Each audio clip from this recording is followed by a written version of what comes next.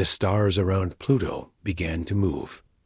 Dr. Lisa Monroe rubbed her tired eyes and looked at her computer screen again. The dots of light were definitely moving, and they were getting bigger.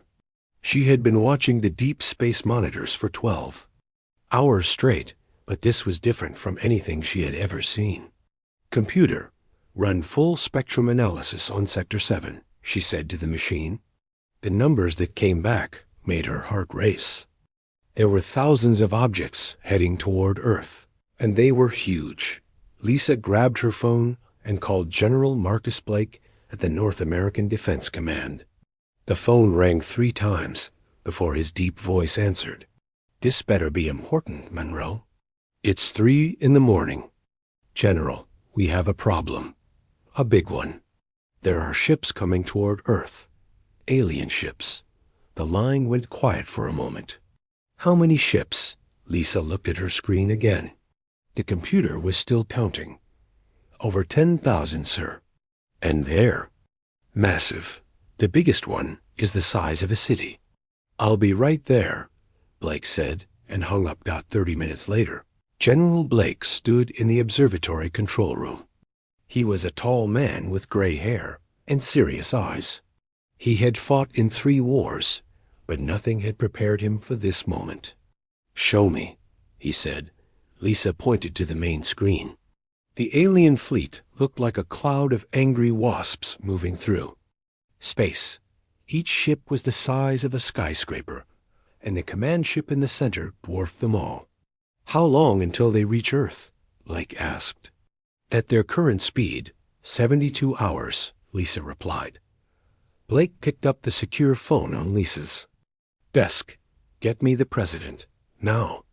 President Calvin Hayes was in his pajamas when the Secret Service woke him up. 20 minutes later, he sat in the White House Situation Room, staring at the same images that had terrified Lisa Monroe. "Are we sure these are hostile?" the president asked. His question was answered when the alien fleet sent a message. Transmission came through every radio, television, and computer on Earth at the same time. The voice was cold and mechanical. "People of Earth, I am Admiral Kralfex of the Zephyrian Empire. Your planet has been selected for integration into our empire. You have 72 hours to surrender completely. Lay down all weapons and prepare for occupation. Any resistance will result in the complete destruction of your species. We have destroyed 17 civilizations before you. Do not make us destroy an 18th. The message ended, and the world fell silent for a moment. Then chaos began. Captain Ryan Foster was eating breakfast on the USS Phantom when the message played.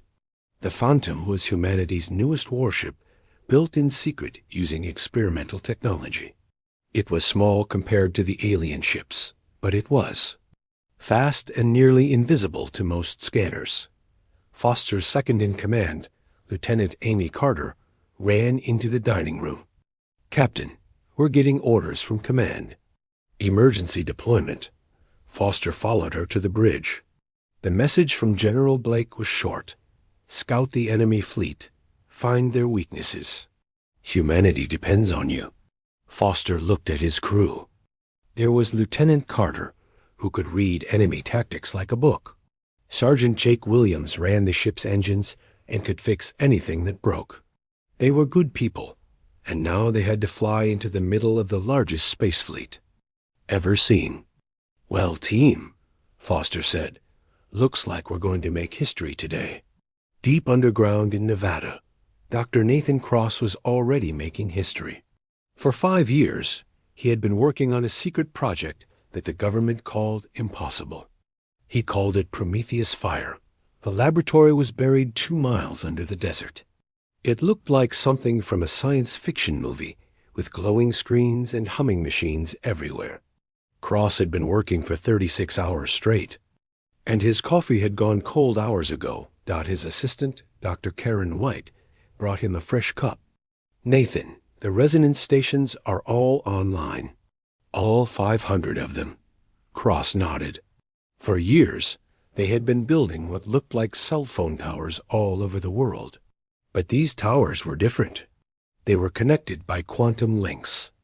And when they worked together, they could focus energy in ways that had never been tried before. "How long until the system is ready?" he asked. 48 hours if everything goes perfectly," Karen replied. Cross looked at the countdown timer on his wall. The aliens would arrive in 72 hours. That gave them 24 hours to test a weapon that had never been fired before. If it didn't work, Earth would fall. Back in the White House, President Hayes was on the phone with every world leader. The conversation was the same each time. "We need to work together," he told the Prime Minister of England. "This isn't about countries anymore. It's about the human race." General Blake stood next to the president's desk, watching the alien fleet get closer on his tablet. Each hour, the ships grew larger on Earth's telescopes. Soon, people would be able to see them with their naked eyes. "Sir," Blake said, "we need to address the nation. People are starting to panic." Hayes nodded. In 2 hours, he would give the most important speech in human history. He would tell 8 billion people that aliens were coming to destroy them, but that humanity would not go down without a fight. The alien fleet continued its steady approach toward Earth. Admiral Krall Fex sat in his command chair, reviewing the files on humanity. They were a young species, barely out of their home star system. Their weapons were primitive, their ships were small, and their military forces were divided into dozens of separate countries. It would be an easy conquest, just like all the others. But Admiral Krallfex had made one mistake. He assumed that humans would react like every other species the Empire had conquered. He thought they would panic, surrender, or fight uselessly against impossible odds. He had never met a species that would smile while setting a trap. The USS Phantom moved through space like a ghost. Captain Ryan Foster watched the alien fleet grow larger on his screen as they got closer. Each enemy ship was 10 times bigger than his vessel, and there were thousands of them. "Stealth systems are holding steady," reported Sergeant Jake Williams from the engine room. "They can't see us yet." Lieutenant Amy Carter sat at her station, watching the enemy communications. "Captain, I'm picking up their radio signals. They're not even trying to hide their messages." Foster moved to stand behind her chair. "What are they saying?" "They're talking about us like we're animals in a zoo," Carter replied, her voice angry. "Listen to this." She played the alien transmission through the ship's speakers. The mechanical voice spoke in perfect English. "Commander Vexstar to Admiral Krallfex. The human species appears to be in complete panic. Our scouts report no military response. Their ships are hiding behind their moon like frightened children." Another voice answered. "Excellent. Begin standard formation for planetary bombardment. We will demonstrate our power by destroying their largest cities first. The survivors will surrender immediately." Foster clenched his fists. The aliens were planning to kill millions of people just to make a point. "Carter, keep recording everything. We need to get this information back to Earth." The Phantom drifted closer to the alien fleet. The enemy ships were arranged in tight groups, perfect for their bombardment plan, but terrible for defense. Foster had spent 20 years in the Navy, and he could see the tactical mistake immediately. "They're bunched up like fish in a barrel," he whispered to himself. Williams called from the engine room. "Captain, I'm reading massive energy signatures from those ships. Whatever they're packing for weapons, it's unlike anything we've ever seen." "Can you get detailed scans?" Foster asked. "Already on it, sir. Their weapons are plasma-based, probably powered by antimatter reactors. But here's the interesting part. Their shield systems cycle on and off every few seconds." Foster raised an eyebrow. "They turn their shields off?" "Not off, but they rotate frequencies. There's a gap in protection every 3.7 seconds that lasts for about half a second. Carter looked up from her communication station. That's not all, Captain. I've been monitoring their command structure. Every ship reports to the flagship, and the flagship makes all the decisions. If we could take out their command ship, the whole fleet would be confused, Foster finished. Good work, both of you. Let's get this information to General Blake. On Earth, the panic was getting worse. People crowded into stores to buy food and water. Traffic jams blocked every major highway as families tried to reach each other. The president had declared martial law, but it barely helped. General Blake stood in his command center, watching the chaos on news feeds from around the world. His secure phone rang every few minutes with reports from military bases. The truth was simple and terrifying. Humanity's weapons were useless against the alien technology. Sir, said Colonel Sam Rodriguez, who was running the Pacific Defense. Grid, our best missiles couldn't scratch the paint on those ships. Blake nodded grimly. Their only hope was Dr. Cross and his secret weapon. If Prometheus fire didn't work, the war would be over before it started. In Nevada, Dr. Cross was having problems. The quantum resonance stations were online, but the power requirements were enormous. Every time they ran a test, entire cities experienced brownouts. We're drawing too much energy, Dr. Corinne White reported. If we fire all 500 stations at once, we might overload the entire North American power grid. Cross rubbed his tired eyes. What if we fire them in sequences? Group 1, then Group 2, then Group 3? That could work, but the timing would have to be perfect. We're talking about hitting targets millions of miles away, while they're moving at thousands of miles per hour. Cross looked at the calculations.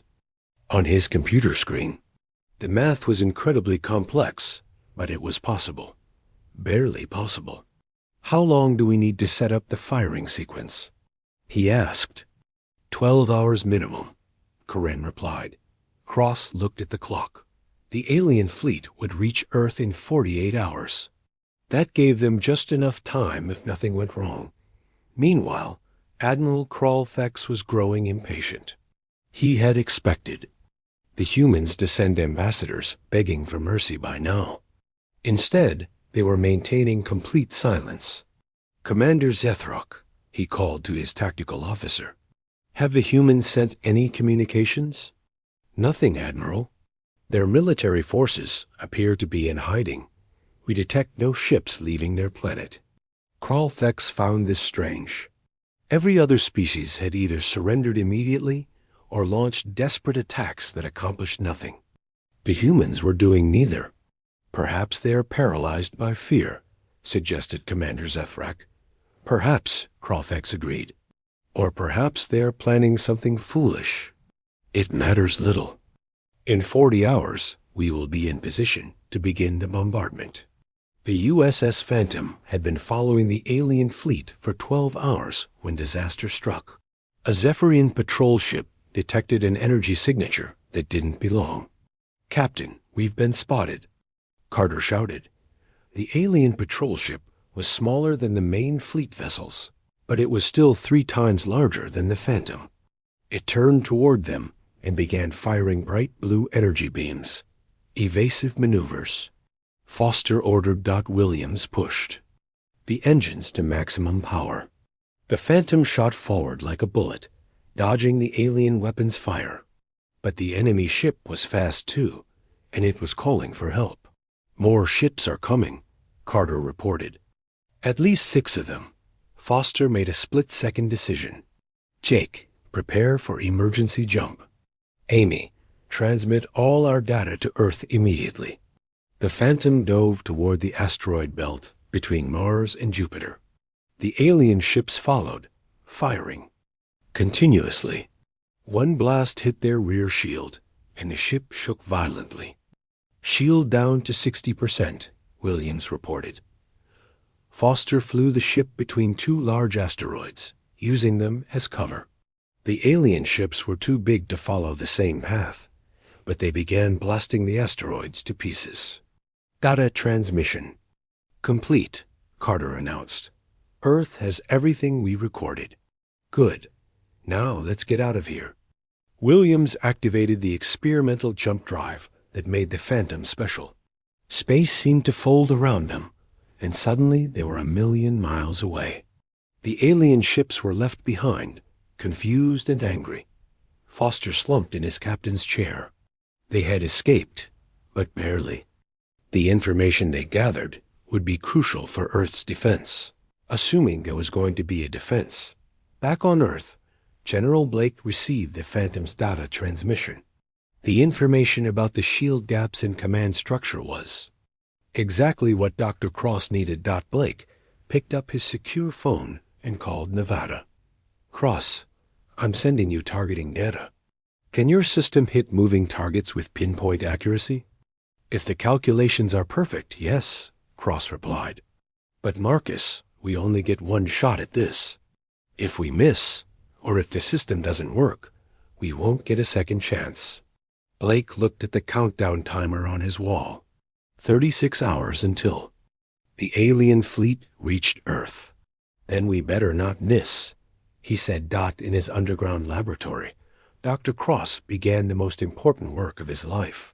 He had to calculate firing solutions for 500 energy weapons, targeting thousands of enemy ships that would be moving at incredible speeds. The math alone would take 20 hours, but if he succeeded, humanity would survive.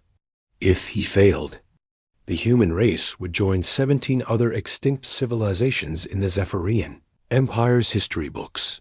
The trap was being set, and soon the galaxy would learn that humans were not as helpless as they appeared.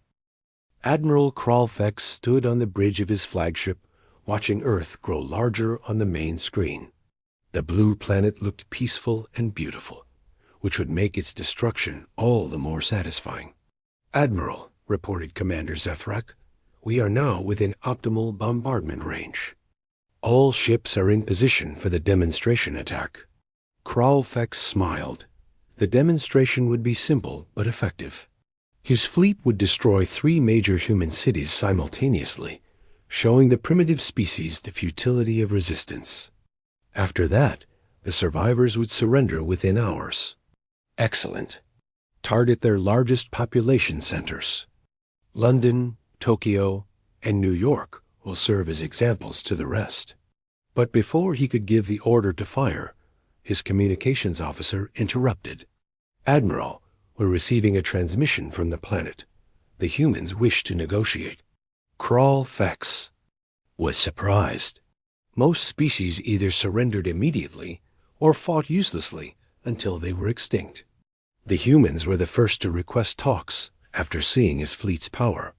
Put them through, he ordered. President Calvin Hayes appeared on the screen, sitting in the White House Oval Office. He looked calm and composed, which impressed Kralfex slightly. I am President Hayes, leader of the United Earth government. I request the opportunity to discuss terms. Kralfex leaned forward in his command chair. There are no terms to discuss. Human, you will surrender unconditionally, or your species will be destroyed. I understand your position, Hayes replied. But surely a civilization as advanced as yours values efficiency. Complete destruction seems wasteful when cooperation could be more profitable. The alien admiral found this interesting. The human was not begging or showing fear. Instead, he was appealing to logic. You have my attention, Kralfex said, but you have exactly 1 hour to present your proposal. After that, the bombardment begins. Hayes nodded. 1 hour is acceptable. I will prepare our offer. The transmission ended, and Kralfex turned to his tactical officer. Maintain bombardment positions. This is likely a trick to buy time. Should we prepare to fire immediately? If they try anything? Commander Zethrak asked. Yes, but I am curious to see what they propose. No species has ever tried to negotiate after seeing our fleet. What Admiral Kralfex did not know was that the negotiation was exactly what Dr. Nathan Cross needed. The extra hour would give him time to complete the targeting calculations for Prometheus Fire. Deep in his Nevada library, Cross was working faster than he had ever worked in his life. The quantum resonance stations were online and ready, but hitting moving targets across millions of miles required perfect mathematical precision. Status report, he called to Dr. Corinne White. Stations 1 through 200 are locked and loaded. Stations 201 through 400 are still calibrating. The final 100 stations are having power regulation issues. Cross looked at the master control panel. Red lights showed problems with 73 stations scattered across the globe. If those stations didn't work, there would be gaps in the attack pattern. "Get me Colonel Rodriguez and Commander Scott," he ordered. Within minutes, he was connected to military officers around the world. Colonel Sam Rodriguez was managing the Pacific stations from his command center in Hawaii. Commander Helen Scott was coordinating the European stations from a bunker in England. "People, we have problems," Cross announced. "Some of our stations are offline. I need your engineers to fix them in the next 30 minutes. "Understood," Rodriguez replied. "My teams are already working on the power issues." "Same here," Scott added. "We'll get them online." Cross hoped they were right. A weapon system had never been tested at full power. If it failed, humanity would have no second chance. Meanwhile, Captain Ryan Foster was bringing the USS Phantom home to Earth. The ship had been damaged in the fight with the alien patrol, but it was still flying. "Docking request approved," came. The voice from Earth Control. "Proceed to Station 7. Foster guided his ship into the hidden military dock beneath the Pacific Ocean. As soon as they were secure, General Blake was waiting for them. "Captain, your mission was a success. The information you gathered about their shield frequencies is exactly what we needed." Foster nodded, but he looked worried.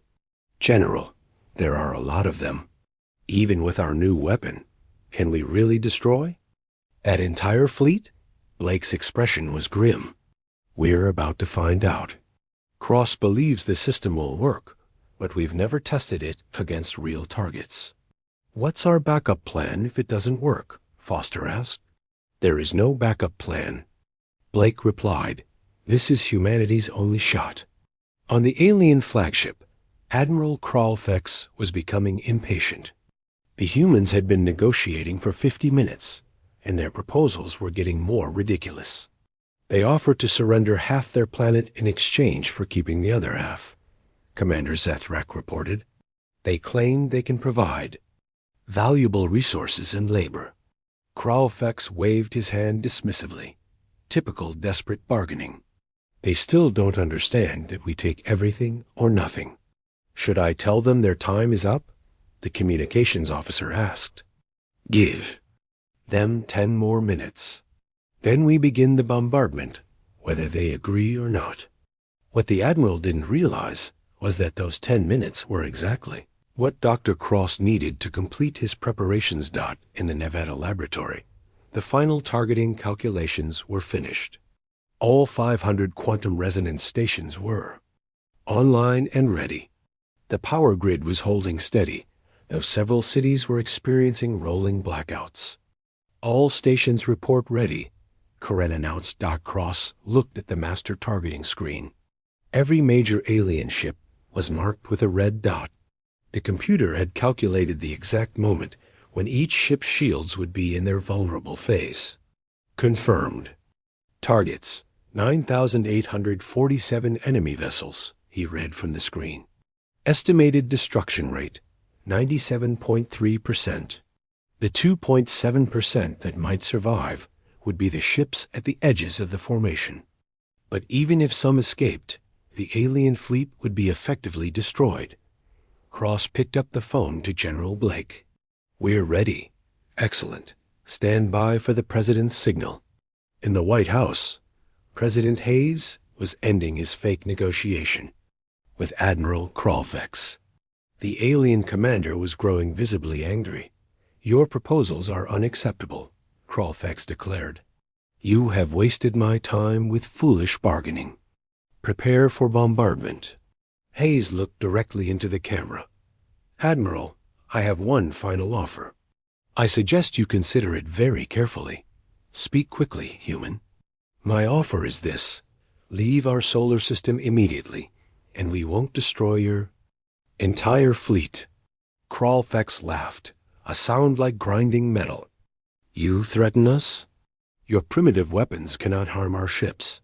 Perhaps not, Hayes replied calmly. But you're about to learn something about humanity that you won't find in your databases. The alien admiral's expression changed from amusement to confusion. What are you talking about? We're very good at solving problems, Hayes said. And right now, you're our problem.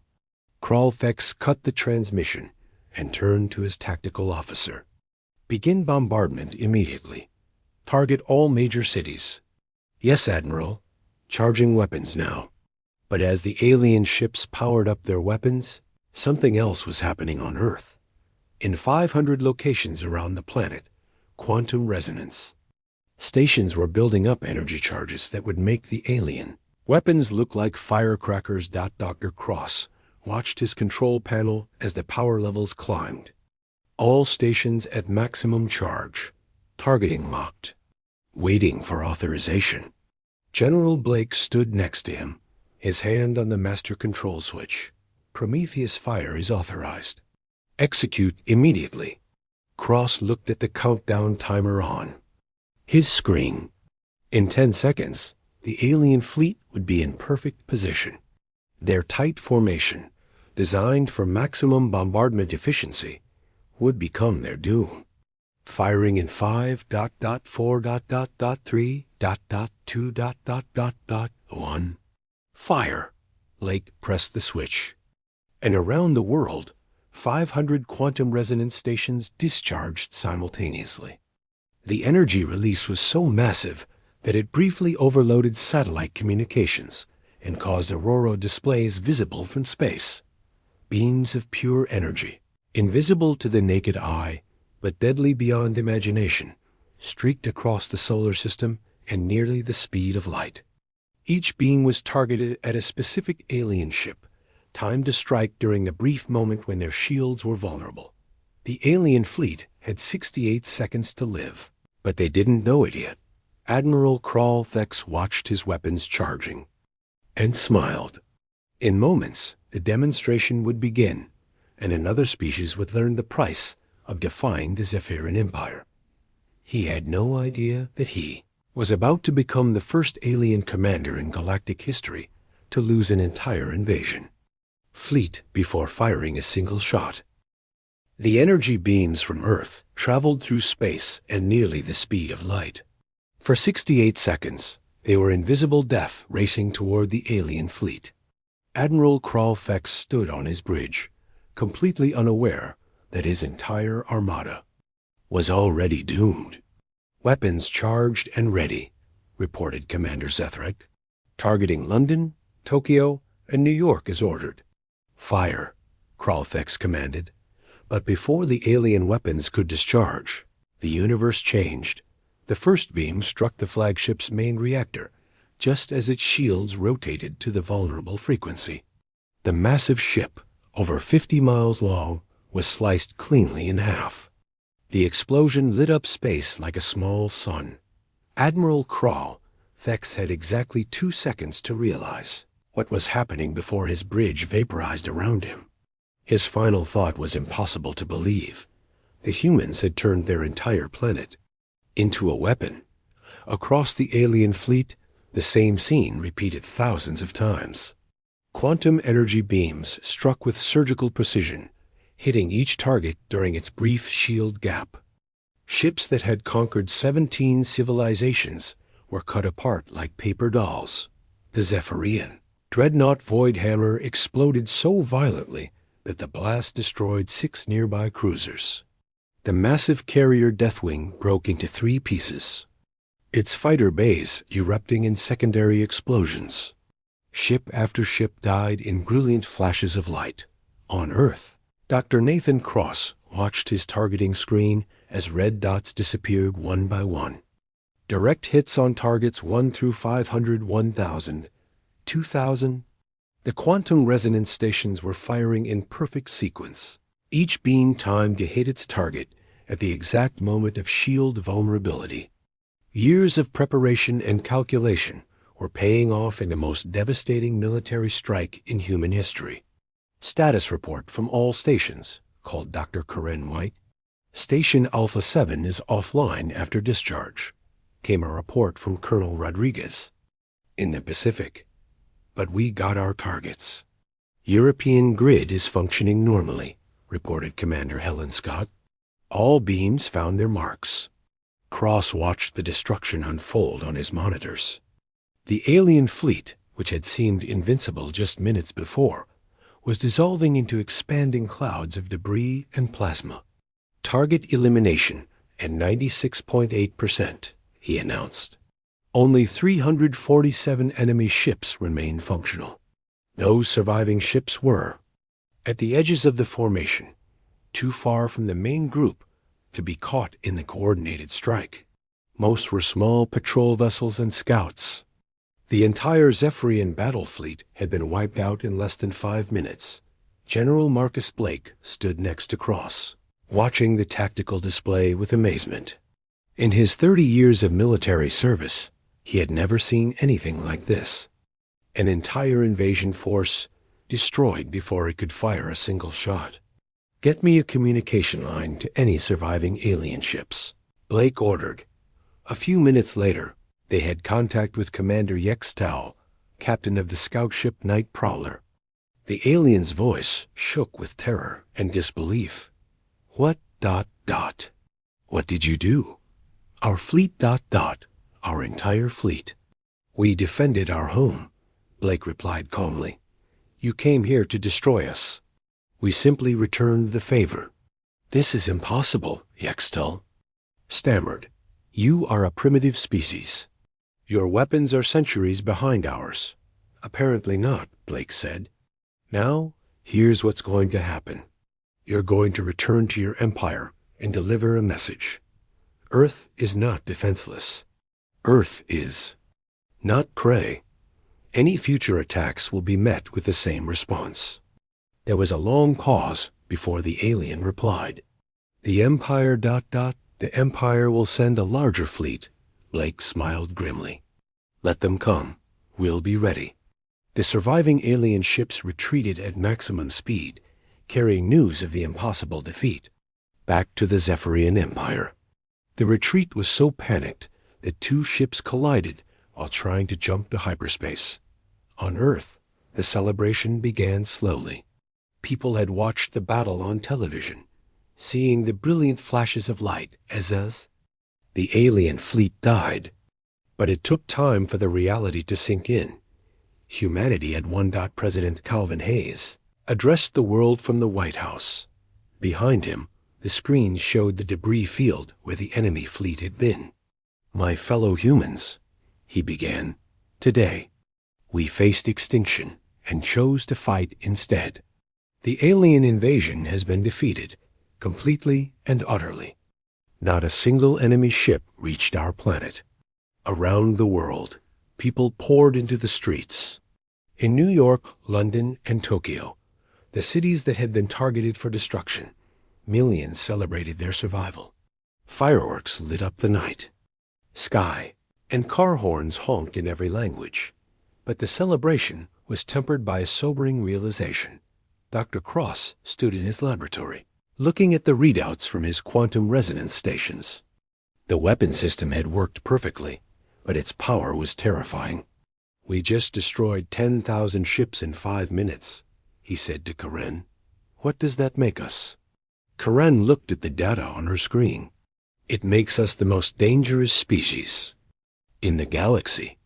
Captain Ryan Foster stood on the bridge of the USS Phantom, watching the debris field through his ship's telescopes. The alien ships that had seemed so massive and invincible were now scattered fragments drifting in space. Captain, said Lieutenant Amy Carter, I'm receiving surrender signals from the remaining enemy vessels. Patch me through to General Blake, Foster replied. A few minutes later, Blake's voice came through the communication system. "Foster, I want you to escort those surviving ships to the edge of our solar system. Make sure they leave and don't come back." "Understood, sir." "What about the debris?" "Leave it. Let anyone who comes looking see what happens when Earth is threatened." The USS Phantom moved through the wreckage field, its cameras recording everything. Pieces of alien technology drifted past, some still glowing with residual energy. Foster's crew collected samples of the advanced materials and weapon systems. "This stuff is centuries ahead of our technology," Sergeant Jake Williams reported from the engineering station. "If we can reverse engineer it, we'll have the most advanced fleet in the galaxy," Foster finished. Meanwhile, news of the battle was spreading beyond Earth. The few alien survivors transmitted their reports to the Zephyrian Empire, but the signals were intercepted by dozens of other civilizations. Species that had lived in fear of the Empire for centuries suddenly had hope. On the planet Kethver, which had been conquered by the Zephyrians 50 years earlier, underground resistance fighters received the transmission. Their leader, a being called Torax, listened to the report with growing amazement. A single planet destroyed the entire Third Fleet? He asked his communications officer. That's what the survivors claim. The humans used some kind of planetary defense system. Torax looked at his fellow rebels.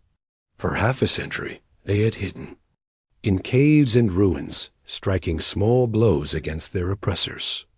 But if a young species like humanity could defeat the Empire's greatest fleet, contact the other resistance cells, he ordered. Tell them what happened at Earth. The Empire can be beaten. Similar scenes played out across the galaxy. On dozens of conquered worlds, oppressed peoples heard about Earth's victory and began to hope. Some started planning rebellions. Others began building their own defense systems. The Zephyrian Empire, which had ruled through fear for 1,000 years, suddenly faced a galaxy full of enemies who no longer believed in its invincibility. Back on Earth, General Blake was dealing with a new problem. Every government wanted access to the Prometheus fire technology. The Chinese premier was on the phone demanding technical specifications. The Russian president wanted to build his own quantum resonance stations. The technology stays under international control, Blake told them. This isn't about any one country anymore. It's about protecting Earth. Dr. Cross agreed. If every nation builds these weapons, we'll end up destroying ourselves instead of defending against aliens. President Hayes made the decision that would shape humanity's future. The Quantum Resonance Network would remain under the control of the United Earth Defense Command, with representatives from every nation. No single country would have the power to hold the world hostage. But more importantly, Earth would begin building starships. Real starships, capable of carrying the fight to other worlds if necessary. The age of human expansion was about to begin. Alien invasion had failed completely, but it had accomplished something the invaders never intended. It had united humanity and shown them their true potential. Earth was no longer an isolated world of primitive beings. Earth was now the most feared planet in the galaxy, and the galaxy would never be the same. 6 months after the battle, Earth was a different world. The debris from the alien fleet still orbited the planet like a metallic ring, serving as a constant reminder of humanity's victory. But the real changes were happening on the surface. In shipyards that had once built oil tankers and cargo vessels, workers now assembled humanity's first star destroyers. The designs were based on technology recovered from the Zephyrian wreckage, but improved with human engineering. Captain Ryan Foster stood in the main assembly bay, watching crews install the primary weapons on the UES Defiance. The ship was twice the size of his old USS Phantom, and it carried enough firepower to level a continent. "She's beautiful, isn't she?" said General Marcus Blake, walking up beside him. Foster nodded. Hard to believe we built something like this in 6 months. Necessity is a powerful motivator, Blake replied. The galaxy knows we're here now. We need to be ready for whatever comes next. The Defiance was the first of 12 new warships under construction. Each one incorporated lessons learned from the alien technology, but they were uniquely human in design. Where the Zephyrian ships had been massive and intimidating, the human vessels were sleek and fast. Dr. Nathan Cross had spent months studying the recovered alien systems. His team had made breakthrough discoveries in energy weapons, shield technology, and faster-than-light travel. The Zephyrians were powerful, but they weren't innovative, he explained to President Calvin Hayes during a briefing. They used the same designs for centuries. We've already improved on their technology in several key areas. Hayes looked at the technical reports on his desk. How long before we can deploy these new ships? The Defiance will be ready for trials next month, Cross replied. The full fleet should be operational within 2 years. But Earth's preparations went beyond building warships. The quantum resonance network had been expanded and improved. New stations were hidden in asteroid bases and on the moon.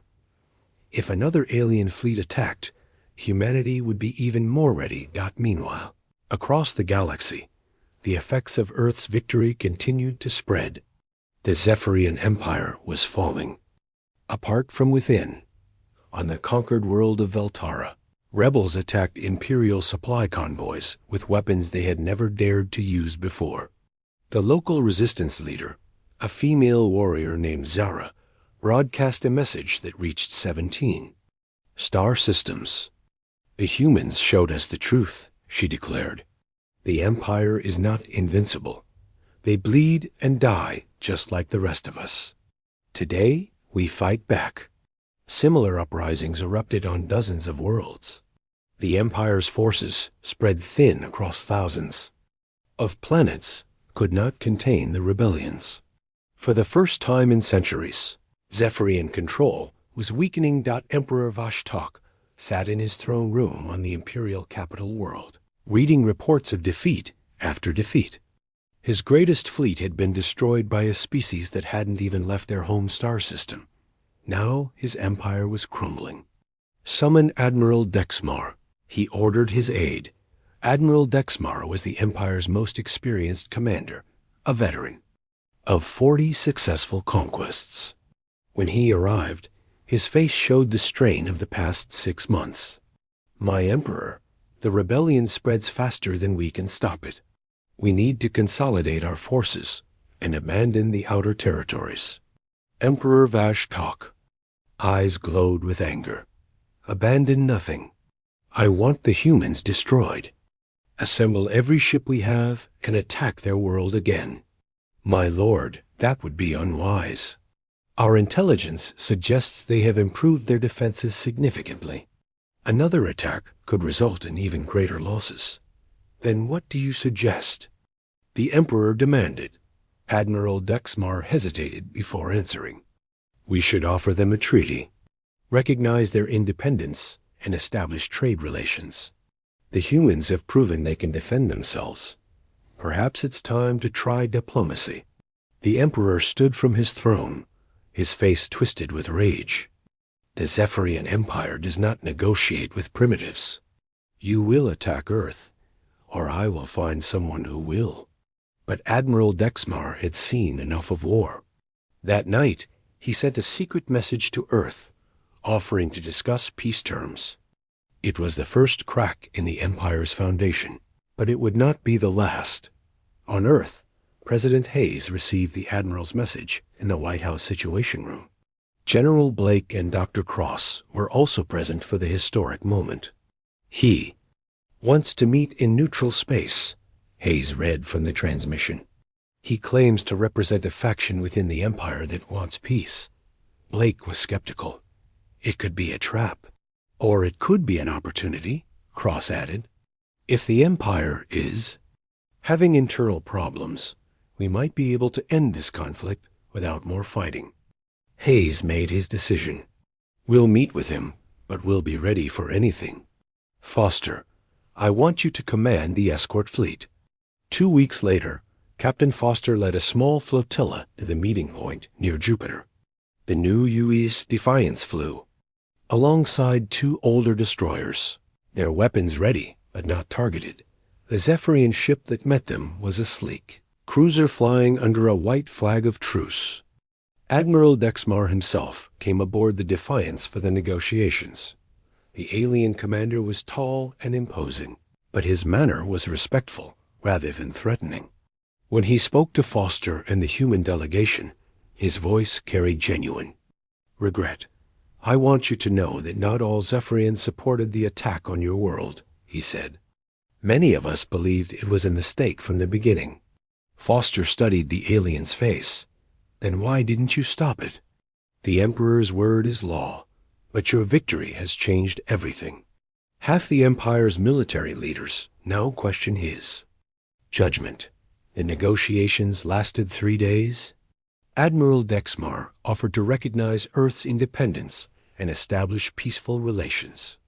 In exchange, he asked for human technology to help modernize the Empire's outdated systems. But Foster had a different proposal. "Help us free the worlds your Empire has conquered. Share information about other hostile civilizations. Work with use to bring peace to this region of space." Admiral Dexmar was quiet for a long moment. What the human was suggesting was nothing less than the complete transformation of the Zephyrian Empire. "You ask me to betray everything I have sworn to uphold," he finally said. "We ask you to choose between the past and the future," Foster replied. "Your empire is dying. Help us build something better." The alien admiral made his choice. 3 months later, civil war erupted in the Zephyrian Empire. Admiral Dexmar led the reformed faction, while loyal Imperial forces fought to maintain the old order.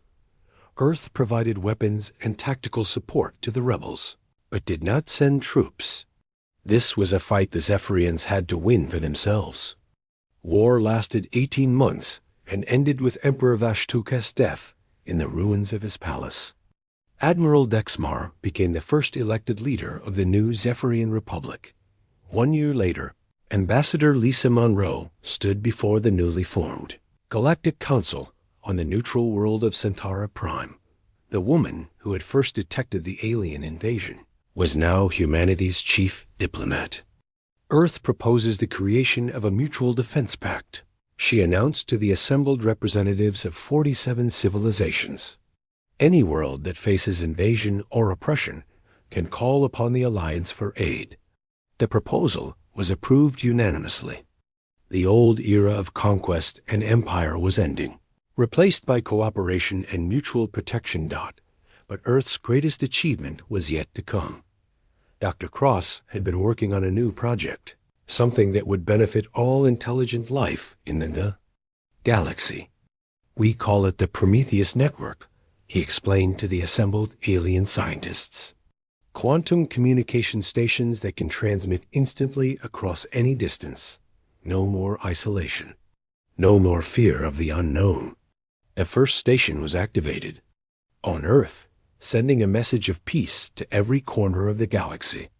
Within 5 years, thousands of worlds were connected by the network, sharing knowledge and culture across the stars. Captain Foster, now Admiral Foster, stood on the bridge of the UES Harmony as it explored the galaxy's outer rim. His mission was not conquest but discovery, seeking out new civilizations and offering them membership in the growing alliance. "Admiral," reported his science officer, "we're detecting signals from an unexplored star system.